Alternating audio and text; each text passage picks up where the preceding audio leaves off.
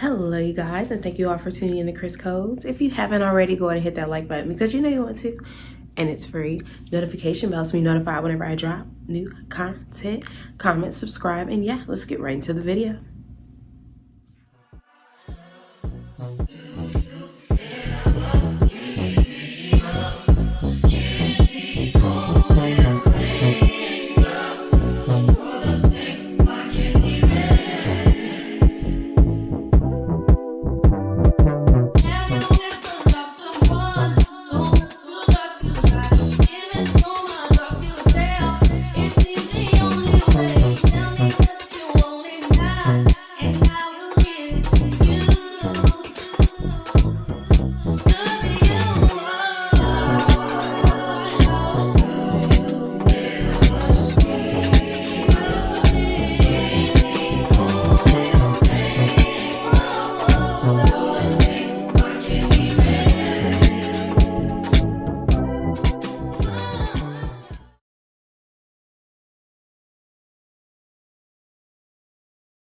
All right guys, so I know you noticed that the background is different because again, like I said in my last video, that I'm gonna be in a hotel. I did buy one of those travel tripods, which is dope. You know, I feel like I should have propped it up on something so I'm not like looking down on you all, but I'm trying to make this video quick because I do have to go and get ready for work or whatever. But yeah, and I apologize for the lighting. This room is really dim. It's really dim. It doesn't have like one of those overhead lights, so I'm just trying to make it work. Okay. So yeah, so let's get right into the topic. So today we're going to be talking about this guy in Texas. I believe it's happened in Texas. I couldn't find too much about it, just like this original clip.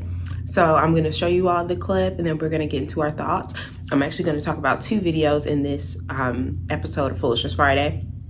But this gentleman buys a car online and he's going to tell you all what happened and why this made the news. Let's get right into it. Want to tell on me, bestie.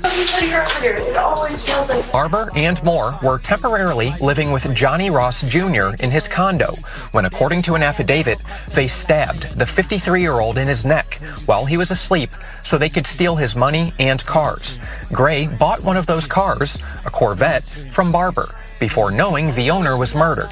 The 20-year-olds are charged with capital murder after Gray turned them in to Garland police. I know everybody's scared to go to the police, scared to be called a rat or a snitch. Gray met Barber at the condo to get a spare key for the car, and according to an arrest warrant, Gray smelled something foul. After asking Barber about it, he told police Barber casually showed him the body, which was wrapped in a rug and sheets in a closet. You're like, I know you're not going to tell on me, bestie. Gray says ice cream. I said, no, I'm good. I didn't want it. I had to keep my composure, which was kind of hard. After Gray left, he interviewed with police, and Barber and Moore were arrested following a vehicle pursuit. According to an arrest affidavit, both admitted to the murder plot, saying Moore is the one who stabbed Ross Jr. But after realizing he was still alive in the condo nearly 10 hours later, they decided to finish him off. The body was only discovered several days after the killing. Okay, so what got me was I know you're not going to tell me friend, or what is it, bestie or whatever it was. Like, excuse me? How you know that?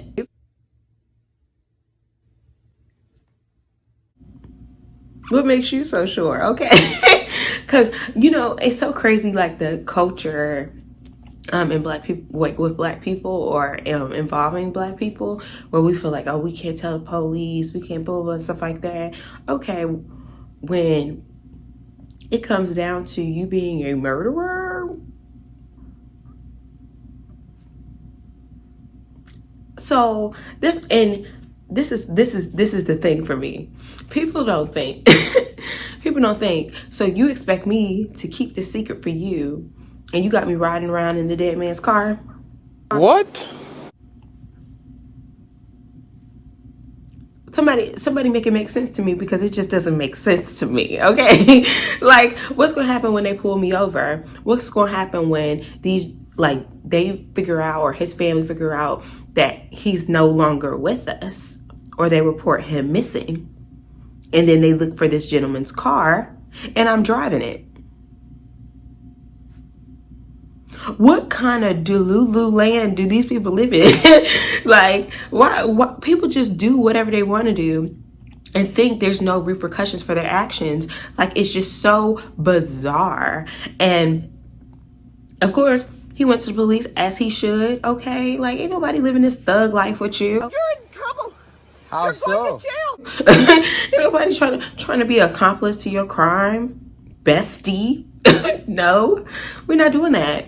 And the thing is, because this is some foolishness, but it's just like, this man, I don't know anything about the guy that's deceased now, but it said in the clip that they were staying with him. It said in the clip that they were staying with him. So he invited you all into his home, and it's an odd pair. You saw how he looked.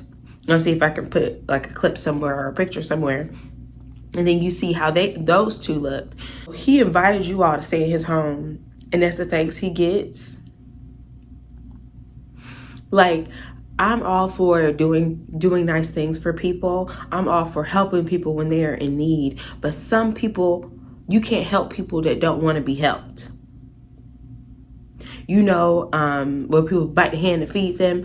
Like, people constantly like expect so much from people, and those are the type of people that never do better in their lives, because they always feel like it's going to be somebody to bail them out of a situation, or somebody to pay the bills that they're short on, instead of them picking up an extra shift, or them doing this and doing that. And his kindness ended his life. Now, I don't know what dynamic they had going on or anything like that, but from the looks of him and the looks of them, that doesn't look like they're just old time friends. You know what I mean? He was quite a bit older than them. The girl, the black woman, she looked like, you know, stud, like she dates women. So I don't know if the other girl that was like the accomplice in this was her significant other or whatever, but it looked like he was doing them a favor, and that's what they did. It's a shame. It's just a shame. With that being said, that brings me to the next video, because I kind of wanted to tie it in, because I saw this on my Instagram. I don't know why stuff like this comes up on my Instagram. But yeah, like, do you think I'm crazy or just be watching weird junk? I don't know. But anyways, so this came up on my Instagram, and it got me thinking about this situation that we were just talking about. It had this lady that was living with this other woman, and they were like getting into an argument or whatever the case may be. I'm not gonna go all into it because I don't want this video to be too long. I'm just gonna let you all watch the clip, and then I will tell you all my thoughts about this. This actually is an older video, so you might have heard about this, might not have, I don't know, but it was about 2015, I think.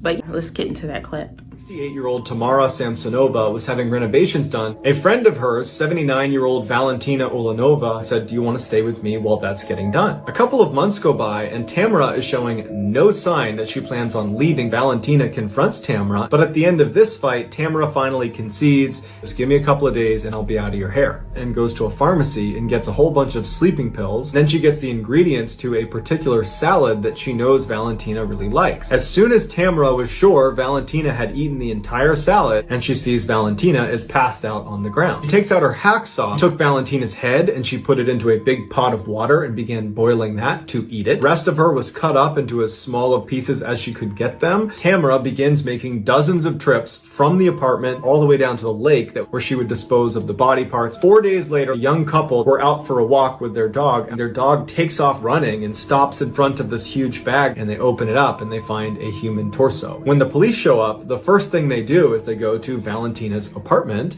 and they're surprised to find Tamara. It was like she knew someday this was going to happen. She would kill these people, she would use their bodies to cast these spells, and then afterwards she would consume them because she liked the way people tasted, in particular human lungs. The police arrest Tamara, was given a life sentence. Here is the surveillance footage of Tamara disposing of Valentina's body, as well as some shots of Tamara during her trial. So you all saw that clip, and I know you all like, what in the world was that? That's what I was thinking when I was watching it. Freaking cannibals. It's crazy. But yeah, So, like, when I saw that, it kind of made me think about, that's not the cannibalism, of course, but it had me thinking about this situation. You know, the Bible says it's nothing new under the sun. It's the same situation in this.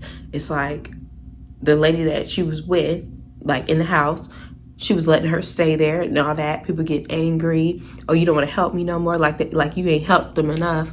You know, nothing's ever good enough for people that are using you, you know?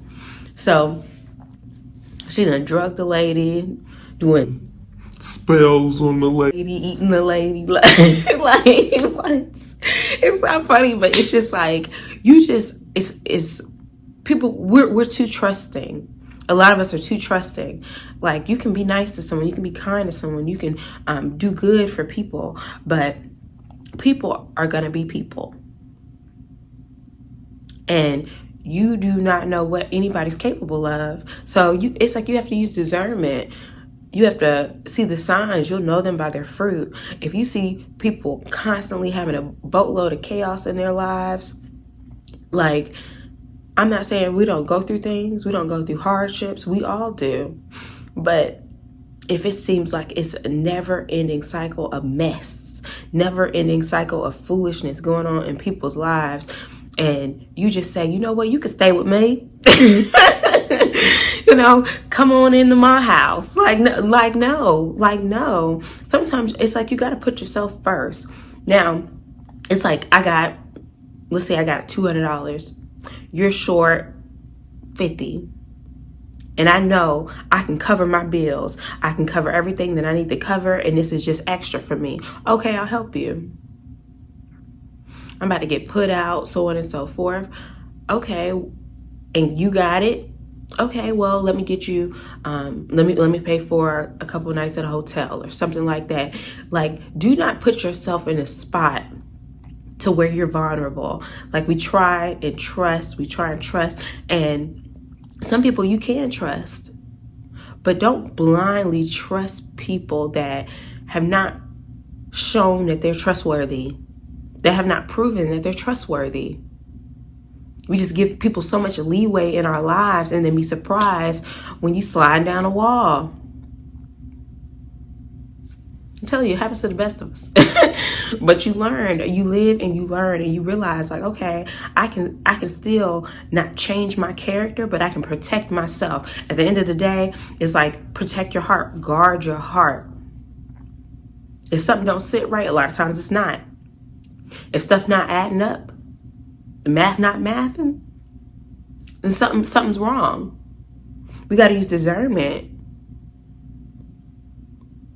Do what you can for people, but don't let your emotions or how you feel about that person cloud your better judgment. Anyways, I gotta go. I hope you all enjoyed this Foolishness Friday. And if you haven't already, go ahead and hit that like button, because you know you want to. And it's free. Notification bells to be notified whenever I drop new content. Comment, subscribe, and yeah, I'm sorry if I sound kind of like congested. Girl, y'all, I've been holding babies, they coughing, sneezing in these planes. And I'm like, I was just talking about how I ain't had a cold who knows how long, and look at me. Okay. But yeah, that's why this is a bit shorter, and I'm not as lively as normal, so bear with me, you guys. But I'm still getting the content out. As you can see, I'm making it shake. So I will see you all next week for a next video. Love you guys, and I'll talk to you later. Bye.